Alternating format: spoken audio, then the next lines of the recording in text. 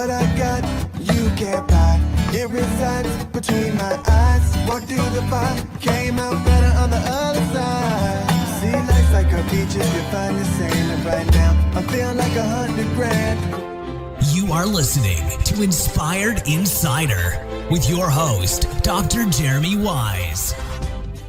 Hey, everybody. This is John Corcoran with Dr. Jeremy Weisz, and this episode is a little bit different. This is a live interview that we recorded at the Global Leadership Conference from Entrepreneurs Organization, where some of the best entrepreneurs from around the globe gathered in Washington, D.C. to share ideas and to learn about entrepreneurship.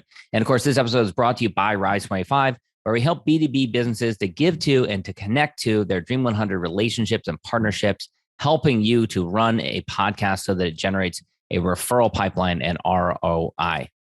Yeah, I mean, John, after both of us have been podcasting for over a decade, the number one thing in our life is relationships. And we're always looking at ways to give to our best relationships. And we found no better way to do that over the past decade than to profile the people and companies we admire and shout from the rooftops what they're working on. And this interview is no different. So if you've thought about podcasting, you should go to rise25.com to learn more, or email us at support@rise25.com.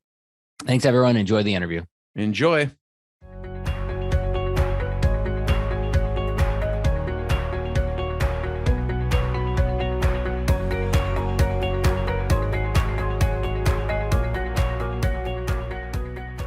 Jeremy Weisz here. We're live at EOGLC, brought to you by Rise 25. I'm here with Jamie. And Jamie, tell people about your company and what you do. Absolutely. Jamie Douraghy. My company is called LifeWork Integration. I essentially coach and facilitate executives and their teams to bring clarity to them. So you've done work with your wife in business. Talk about the dynamic with, doing business with your wife. Actually, very special dynamic. We worked together for many, many years. The staffing company we run together is Artisan Creative, and it provides freelance graphic artists and designers. And there were times where we really had to jockey for who's the boss at home. Women always wins, right? Absolutely. And that's why she's the president and I'm sort of the founder role. And during that transition, I discovered my purpose and my why. And that's really to bring clarity to leaders so that the people that they work with can fully understand where they're going.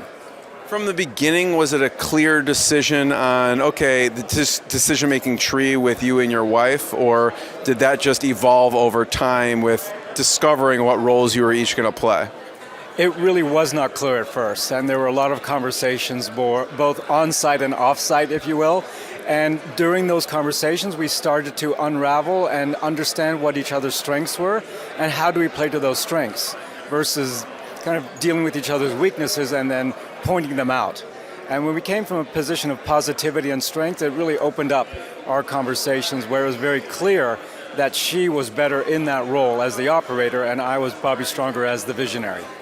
Sometimes that's hard to do in the heat of an argument or something. So when you're in the midst of some debate, now do you go back to that place, or how do you actually get into the mental clarity of, here we're at here and we need to get to the next place without, coming at each other from a negative perspective? What we learned over time is the importance of learning how to connect versus having to be correct. And when we were able to draw that distinction between the two, we're able to take that step back before we say something without thinking. And so we put that little bit of thought just before and then turn it to what can we do together versus what are you doing against what am I doing. Our goals are the same, our objectives are the same. How we go about doing that is where differences start to take hold and take root, and if you're able to bring them together, you're actually more powerful. You were telling me, Jamie, that you'd worked with a healthcare staffing company. Yes, I work with the CEO and his team. I'm also a certified Clifton StrengthsFinder coach, and what we did was bring StrengthsFinder in as a tool to create the conversation. So as he was leveling up his team, the more clarity he had, the more clarity they had.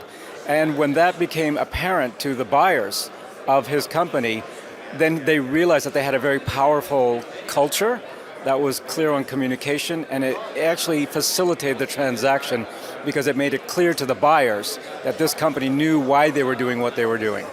What issues do people come to you with typically, like that, the healthcare staffing?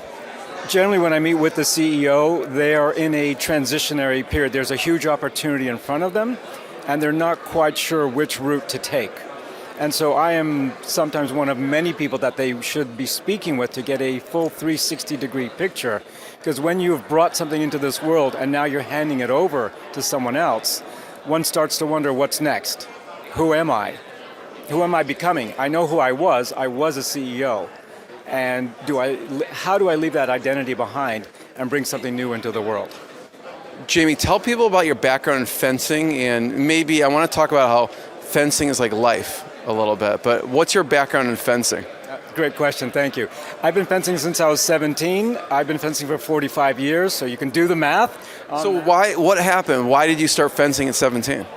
It was a sport that was offered that it spoke to me, if you will. I walked into the fencing club, I saw the coach, I saw what the fencers were doing, and I just said, I want to be part of that. And what I've learned about myself is when it's mask on, game on. And when the mask is off, you shake hands and you go out and you have a good time. So there are moments in our lives where we have to be intensely focused. However, that focus is a result of practice, that focus is a result of learning, that focus is a result of training for that moment where you will be hopefully on the podium. You don't make the podium every day. And sometimes you're at the top, you're next to the guy on the top, or you're down, or you're not even on the podium. And I use fencing as a metaphor for how we handle life under pressure. In fact, my book, On Guard and On Point, it's mastering the duel between life and work. And that's really what I try to bring, is clarity that when you can integrate those two, one can lead a more fulfilling life. What's a story from, I didn't know if you had a book, but I was going to say Mask on, Game On is a great title for your next book. Okay. What's one favorite story or lesson from the book? For one lesson for the story of the book is that one always needs a coach. And even though I'm at the age that I have a coach who's 30 years younger than me, so I can continuously learn. It's about being the student. Even though you may feel you're a master, you really are a student. A good example was, in January I won my age group tournament to qualify for the world team. There's 3 tournaments. I went into the next tournament in March. Big guy, I'm going to win this. I didn't even make the top 8 because the guy who wanted that wanted it more than me. I learned an important lesson there. Because it doesn't matter what you did at the last tournament, it's what you're doing in the moment right now. I'm still in the running, I have one more tournament, and if I can make the top 8 there, I'll qualify for the world team, which will be my 9th world team. Wow. That's unbelievable. Where can people check out on the web to learn more about you, your book, and your company? It's jdouraghy.com, Douraghy. It's my first initial, my last name, my information's there. Same on LinkedIn and same on Twitter. And just restate the name of the book so people can check it out. Where can they get that? The book is On Guard and On Point, and it's on Amazon.com. Check it out, live from GLC. What I got, you can't buy.